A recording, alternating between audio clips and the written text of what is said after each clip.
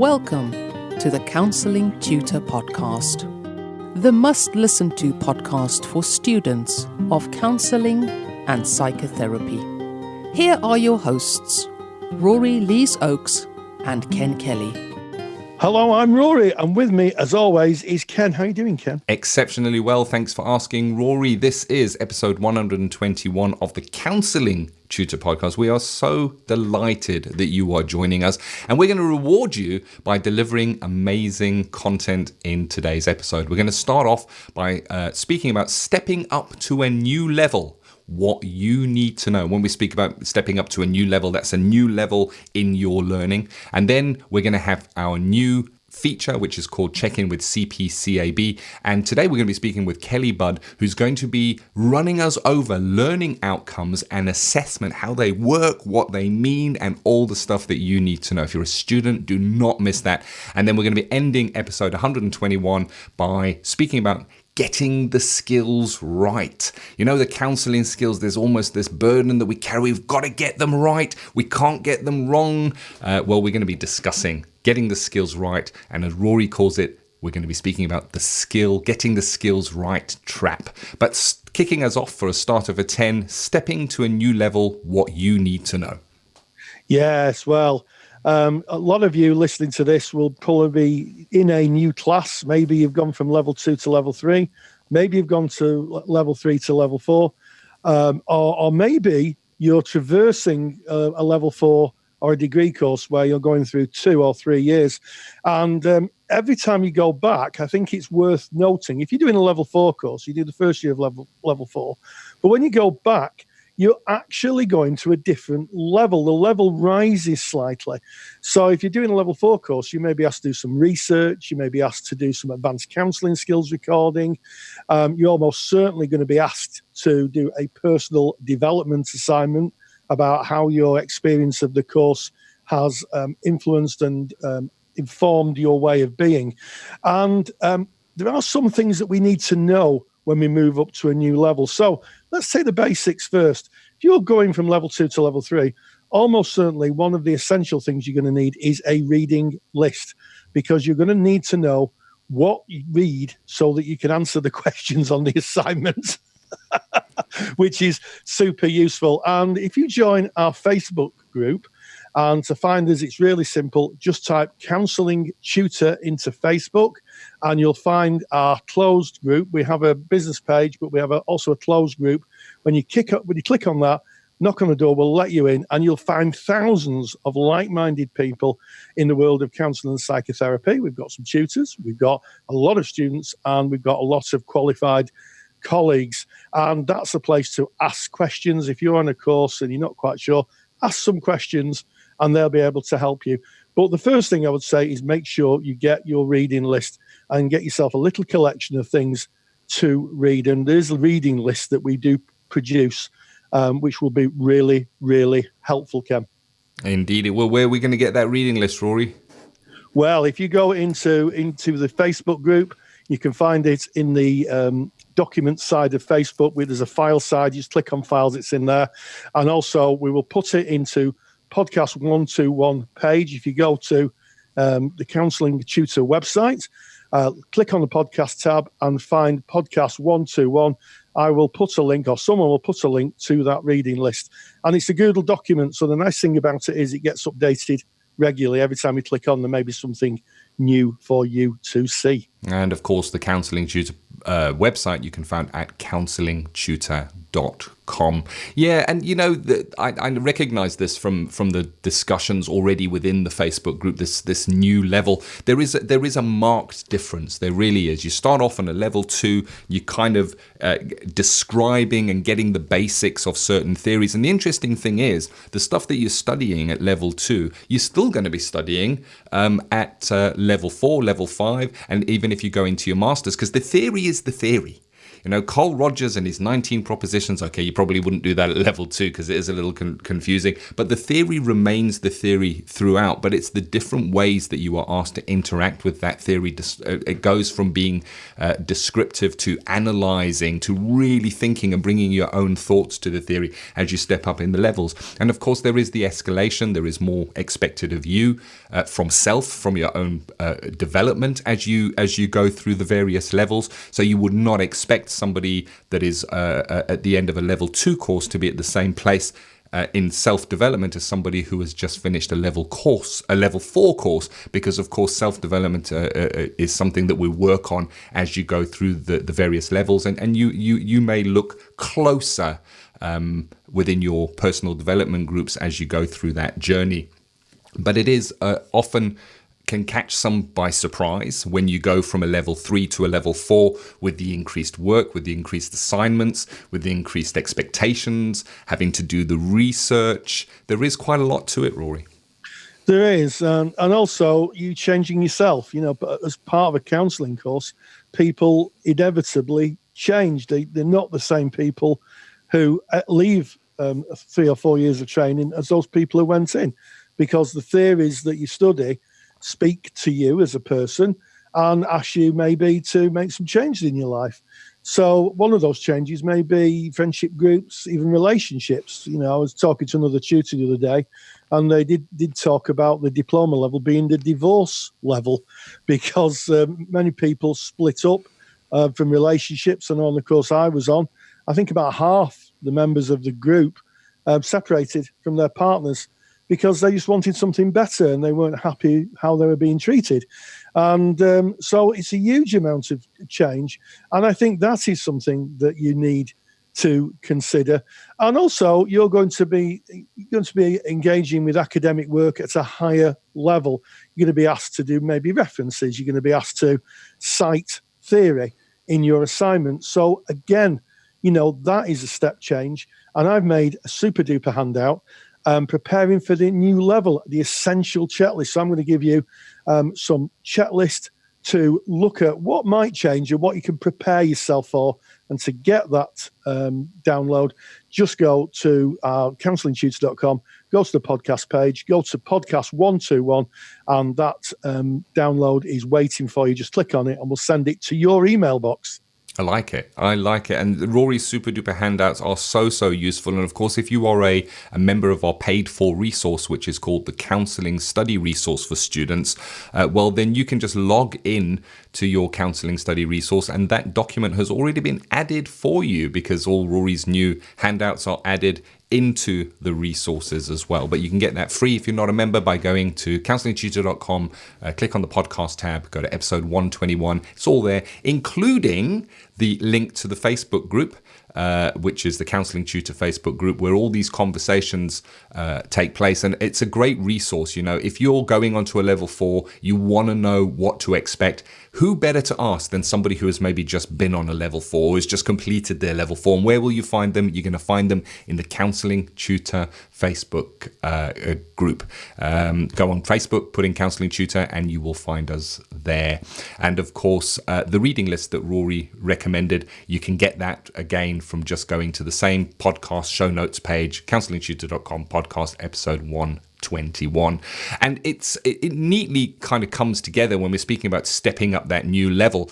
We have a great partnership that we're running at the moment with CPCAB, where we've invited CPCAB to come in and to kind of deliver some really useful content. They are an awarding body here in the UK, run all by counsellors, specifically for counsellors, so they really understand it. And today we're going to be hearing from Kelly Budd, and she's going to be speaking us through learning outcomes and assessment. And keeping in mind, if we're talking about taking that next step, going a level up, it's all about the learning outcomes and the assessment of those new levels. So let's check in with CPCAB. Check in with CPCAB. And we're here with Kelly, who is going to discuss learning outcomes and assessment criteria, that thorny issue that sometimes people find a little bit different. So the first question, Kelly, is what is assessment criteria and what are learning outcomes? That causes loads of confusion. Well, I guess in the simplest form, they essentially are the pieces of terminology, the kind of structure to a qualification that lets a learner know what they're going to come out understanding by the end of it.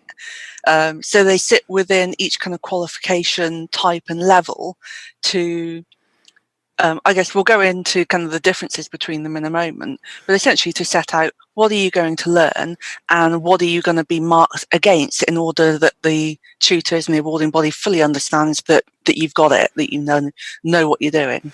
Yeah, so that's really helpful, isn't it? So right at the beginning, the learning outcome is about actually this is what you're going to learn. It's saying to the student, this is what you're going to learn.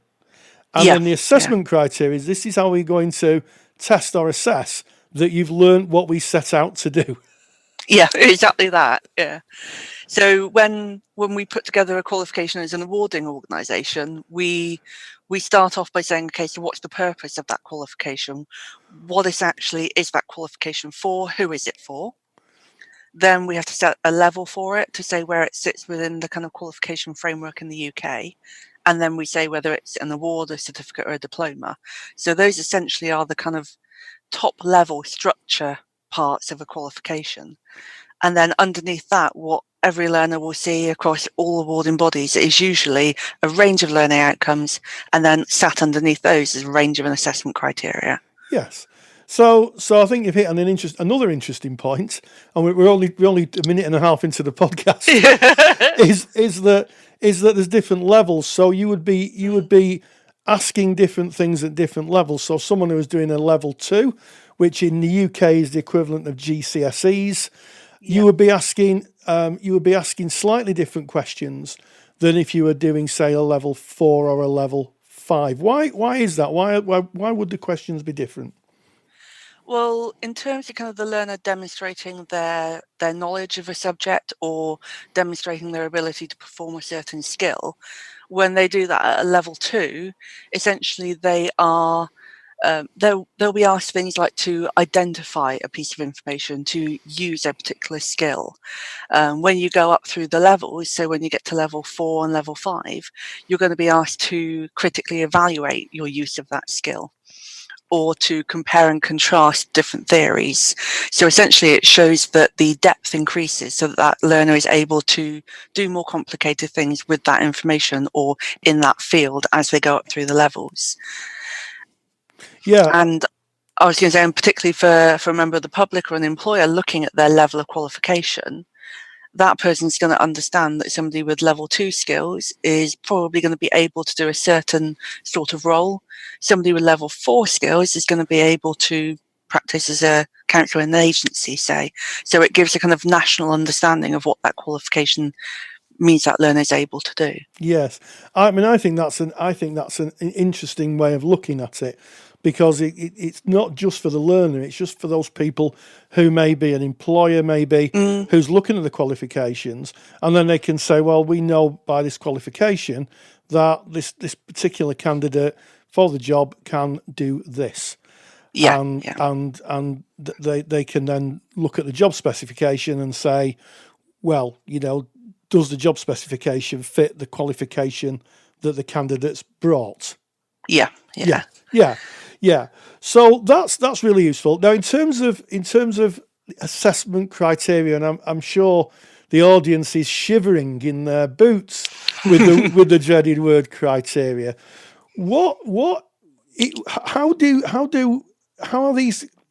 How's the level of understanding evidence? That's what I'm coming to. How is it evidenced?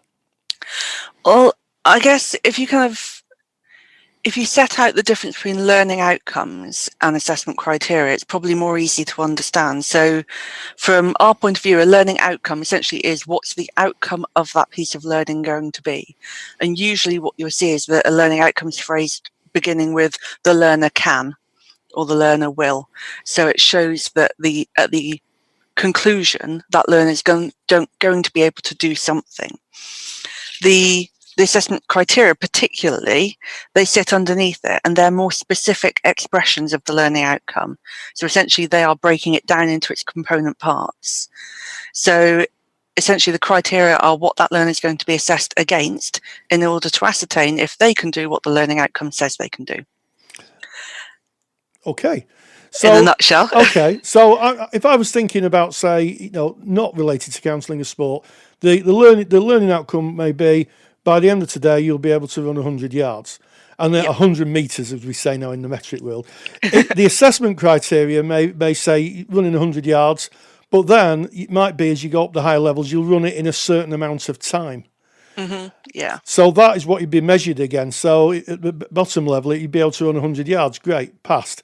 Then as you move up the levels, you'll be able to run 100 yards, but you have to do it within a certain time. And that's the thing, isn't it? The level of difficulty increases, or the level of skills needed increases. Would that be right? Yeah. Is that a good analogy? Probably close to analogy, but also with as the criteria go up, with a greater level of technique. So it might be like me trying to run 100 yards. I'm not very fit, so my technique will probably be very, very poor. Yes. But I might be able to get to the end of it. Yes. So I'll be able to run a certain distance, but I wouldn't look particularly good doing it, and nobody would hire me to be a runner. But as you go up through kind of the higher levels, that person should be able to be Mo Farah running it. Yeah. So they should be able to do it with real skill, competence, and essentially also at the much higher levels, like the supervision qualification, then be able to coach and model it for somebody else. Oh, that's interesting. Yeah. So as we move up, so what we're hearing now is as we're moving up through the levels, then you're developing more precise skills.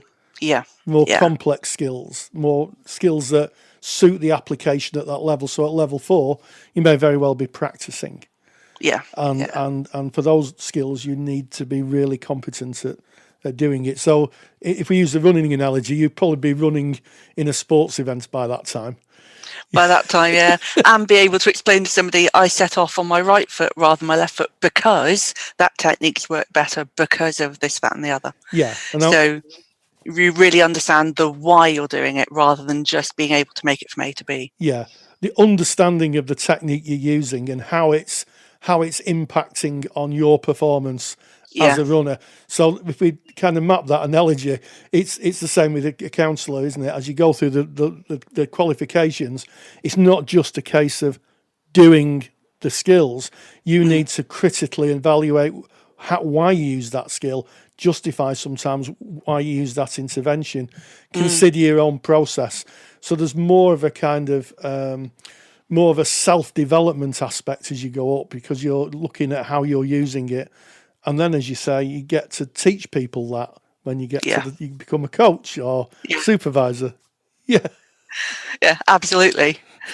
So when you go into things like assessment criteria, essentially what they are, most counselling qualifications at a vocational level are what we call competence-based. So it's a can they do it rather than a kind of grading, a pass, merit, distinction, or like GCSEs, you don't get an A, B or C from it. So essentially the assessment criteria is the threshold of can or can't yet do this. So if the learner is able to evidence that they provide a piece of written work or show in the skills practice that they can do something to the level that's really, really explicit in that assessment criteria, then that's it. They've got that. That shows that they can achieve it. They've passed the threshold. Yeah, and I think that sometimes that's probably not. I think it's communicated, but sometimes I think it's not received. And I think that as a former lecturer myself, I think sometimes the detail of what's needed can sometimes be lost. So someone might say, well, I've done the counselling skills, I've done my recording. Well, that's great. So tell me why you use that intervention. Well, I don't know. Well, you need to go away and think about that, because part of the assessment is thinking and reflecting on why you use that. Yeah. And usually what learners are looking for in their assessment criteria is usually what kind of verb is in there. So is it reflect on? Is it use and understand? Is it compare and contrast? Is it establish? So essentially, what is it really asking you to do? And then has the evidence you've provided really shown that you can do that? Yes. So a verb is a doing word, as I learnt late in life. Yep. So when there's a verbiage in there, the learner will be able to reflect on their counselling skills. The verb is reflect, and that is the key thing that a learner would be marked on, the ability to reflect. That's what's being asked to do, isn't it? Yes, exactly. Yeah. Yeah. I think what learners sometimes get really caught up with is the wording of assessment criteria. And I know from being a tutor, my students used to call it criteria hysteria, which they would look at it and they would just go completely blank and they wouldn't understand what the awarding body was asking. And now at this end at CPCAB, when we're looking at the wording of assessment criteria, we try and make it as simple as we possibly can, but know that even within that, there's going to be room for interpretation.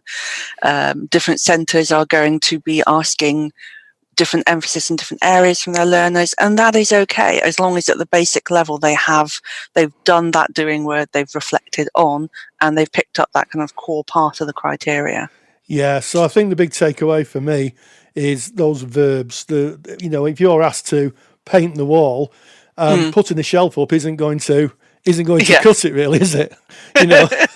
So those verbs, compare and contrast, analyze, reflect. That is exactly where the marking lives, and indeed the pass or refer lives, I guess. Yeah. And I think one thing that we try to do is when you look at any of our candidate guides, we have the learning outcomes in the assessment criteria, and then we have a list of guidance next to it with bullet points in it. That's us kind of saying, if you're looking to find evidence of this assessment criteria, these are the sort of ways in which you might meet it, the sort of activities you might be doing in the class, the sort of things you might be writing in your learning reviews, in your journals. So essentially they are our really hefty nudge towards meeting those criteria, and we put them out there for candidates and tutors because we understand that it's difficult. Yeah, so they can be met in a number of different ways, and it's not prescriptive, is what I'm hearing. No. It can be. Yeah. Well, Kelly, thank you just so much for taking the time out. I've certainly got a better understanding of command verbs, and I have to say that I won't be running 100-meter sprints anytime soon. So, Kelly, thank you. Me either. Thank you so much. No problem. Cheers. Check-in with CPCAB is proudly sponsored by CPCAB, the only awarding body run by counsellors for counsellors. To learn more about CPCAB qualifications and to get more detailed information on today's podcast topic, visit cpcab.co.uk. Yeah, well, that was just fab. I really enjoyed interviewing Kelly. Yeah. She's going to be regular on the podcast with two other colleagues, Ray and Heather, answering questions. But I thought that was really useful. The learning outcome is, as she quite clearly said, is what the learner is going to be taking away. And the assessment is how the learner can demonstrate that they've hit the learning outcome. And it just gets so confusing. And that has really cleared that up. The fog's completely gone now. There's no fog at all. It's a bright view on assessments and learning outcomes and assessments. And don't forget, if you want to ask any questions of our good friends at CPCAB, go into our Facebook group. How do you find that? Well, of course, you go in to Facebook, you type in Counselling Tutor, you'll find our closed group. Click on that. We'll let you in. Thousands of like-minded people. Some are students, some are supervisors, and some are tutors. Ask those questions, and we will pass them on to CPCAB, and they will answer them on your behalf. It's going to be really great, isn't it, Ken? It is indeed. You have always informed the topics of our podcast. You, our listeners, we take the topics from what you discuss in our Facebook group, and our relationship with CPCAB, our good friends there, there's no difference. You ask your questions and they will create the content based on what you are asking. So get yourself in there and get part of that conversation. And we're now ending episode 121 by speaking about getting the skills right. Oh, I can feel the burden of having to get it right. And I recall, Rory, when I was in placement, I was out there my first steps in working with clients, and I was going to my supervisor and I was telling my supervisor, oh, I've got to get it right. I can't get it wrong. The stakes are high. And I was holding myself to very, very high standards, Rory. And I tell you something, it wasn't doing me or my clients any good at all. Yeah, absolutely. The paralysis of analysis, which haunts people, and we need to get rid of that ghost and exercise that ghost. And it's the same really for qualified colleagues. You know, I know a lot of qualified colleagues, myself included. We go on to do CPD, continual professional development, where we may learn a new skill set, and sometimes it can be bumpy applying new skills. And one of the things that you don't want to do is berate yourself and have to think it has to be perfect, because in that, all that you're doing is you're auditing yourself. And as you rightly say, Ken, you're doing yourself and your client a disservice, really. Learning is about getting things wrong. There's as much about getting things right. And, you know, I always think that there's more learning in a defeat than there is in a victory, to use an old army term, because we can learn more. We say, well, you know, that didn't go quite as I planned it. How can I do it differently? So the analysis of paralysis really, really is, or the paralysis of analysis, should I say, really does haunt a lot of counselling students right from the beginning, right into qualified practice. It's amazing. I hear qualified colleagues all the time saying, I've just done this CPD and I have to get it right. And I say, why don't you just attempt to do your best? And with that, you can take the pressure off yourself. And if you're under pressure, your client's going to see it. Your client's going to pick it up. And I don't think that's particularly useful. Yeah, and we're speaking, kind of the topic was brought up by getting the skills right. So you're counselling skills of reflection, paraphrasing, silence, immediacy, potentially. And the thing about skills is if you're a student at the moment, you are so privileged. You really, really are so privileged to be a student, because you get to practice your skills. You should have within your course skills practice time where you will maybe go with a colleague and you will take turns and you will practice your skills.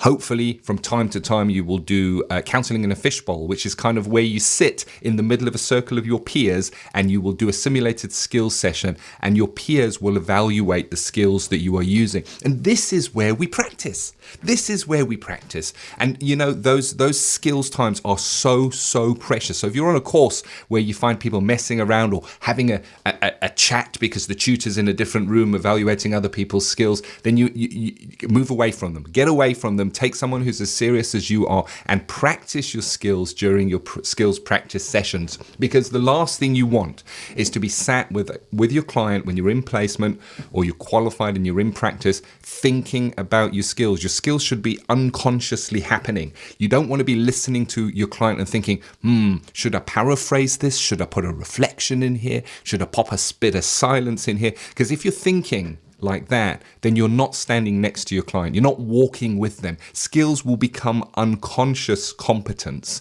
if you practice them. And here's my top recommendation. When you're practicing your skills and you're in that supportive environment of your college, your learning institution, your university, record your simulated skill sessions so that you can listen back and you can question, where could I maybe improve? How are my skills? What can I kind of tune up from those recordings? I know Carl Rogers said that it was one of the richest seams of learning. And in those days, a recording device was very, very expensive. It was usually reel-to-reel tape, a real massive machine that was very invasive. Now you can do it on your phone. You don't need great audio quality, but record your skills and listen back to your skills. And the advice that I gave to my supervisees when they would bring the getting the skills right or anything right within the session. If you're in a session with a client and something is said, something happens within that session, then that is how it was meant to be. It just is, because it is how it was. You can't change it. You can't go back and do it differently. It is how it was. It was right in that moment. Doesn't mean we can't maybe learn something from it, some kind of a takeaway that we may choose to change as we go forward, but don't beat yourself up if you find yourself in a session or after a session looking back on it going, I shouldn't have said that, I shouldn't have done that. That's where the learning is. And learning is a privilege, not something to hit ourselves with a stick about. Yeah, absolutely. And I can remember when I went to see in fact, myself and my supervisor were laughing about it last supervision session. And I said to her, I said, you know, I used to come to see you when I first saw you, worrying and wringing my hands in angst about not being able to reflect and paraphrase. I said, I'm really terrible at reflecting and paraphrasing. And her advice was, well, Rory, you seem to be very good at picking up on people's non-verbal communication. And I went to her and I'm thinking, am I sure that she's a supervisor? And of course, what she was doing, she was saying, you know, in a roundabout way, don't beat yourself up. That will come. But, you know, play to your strengths. And I was very good at that. And now, of course, I reflect and paraphrase without even thinking about it. But it was a very valuable lesson. And also, you know, the courses I've taken through the years, I've taken many, many CPD courses, giving me different tools or insights. And if I apply those in my practice, I just kind of say to myself, well, I'll apply them and see how it goes. Because, you know, the client is the best, you know, for qualified colleagues, the client is the best judge of how well you do something. And you know, sometimes you do something in a session, it works really well. Sometimes you do something and you think, I wish I hadn't have done that. But that is about learning and growing as a practitioner. And that starts right at level 2, right through into qualified life. Yeah. Because we're always assessing and developing and building our skill set. So, you know, just give it a go. Yeah. Don't be held back by the fear of not getting it right. Oh, I love that. Lifelong students of counselling. And that's what we are. That is what we're called to do, really. I mean, if you look at the ethical framework, we're based in the United Kingdom, if you're listening outside of our borders here. But here in the United Kingdom, we look to our ethical bodies and we're required to do CPD, continuing professional development. We run a paid-for resource called the Counselling study resource, and you can find out more about that just by going to counsellingtutor.com. And a large part of what we provide in our counsellor resources is continuing professional development. It's different kinds of presentations, different parts of practice, as well as the basics like the skills and the theory. And I think that we are called upon to always be looking at who we are, where we are in our journey, and how we can improve on that. But in those early stages, I do get it. And it's not just the early stages. You're 100% right, Rory. It's kind of way into practice where am I getting it right? Did I do it right in that session? And it's a heavy weight to bear. Put it down and just let it be. Present moment awareness. Yeah, just accept it. I supervise qualified colleagues, and you know, maybe they've seen a lecture, CPD lecture, in the Counselling Study Resource, which is our paid resource, and qualified colleagues come in and they may kind of look at a resource on loss and bereavement or preparing to work with sexual abuse, and they say, I've applied that, I'm not sure I've applied it correctly. Well, you know, it takes time. Nobody gets a new skill right, or very few, right off the bat. It is about practicing and taking away what you've learned from that. So take the stick off your head. You know, that's what I say to my supervisors: put that stick down. Let's put that in the drawer, so you're not beating yourself around the head, and let's look at what really good stuff's going on here. And it's amazing that people and actually, which brings me to my final point, really, people probably do better than they think. I think it's one of those human conditions where people naturally are a bit pessimistic, maybe, and say, I've got all this wrong. And I always try and look for what went well and what someone can take away, as opposed to kind of staring at their shoes thinking, oh, I've done this wrong and I'll never get it right. That is not where the learning or the growth is, Ken. Yeah, well, I'm just left wondering at the end of podcast episode 121 whether we got it right today, Rory, in today's podcast. So you can let us know. Get into the Facebook page, ask those questions that you'd like to put to CPCAB, start those conversations. Let us know what you think of the Counselling Tutor Podcast. This has been episode 121. We started out by stepping up to a new level, exploring that and what you need to know. Check in with CPCAB. We spoke with Kelly Budd, and she spoke about learning outcomes and how they are measured in assessment. And of course, we ended with getting it right, that heavy weight that we carry around with us. Yes, we carry it around from training right through to qualified life. So put that weight down and hey, stay grounded and stay safe. Take the stress out of your counselling studies and get the support of Rory and I by joining us in the Counselling Study Resource. Counselling Study Resource, or CSR for short, is the world's most comprehensive assignment guidance and study support resource for students just like you of counselling and psychotherapy. See how Counselling Study Resource can help you.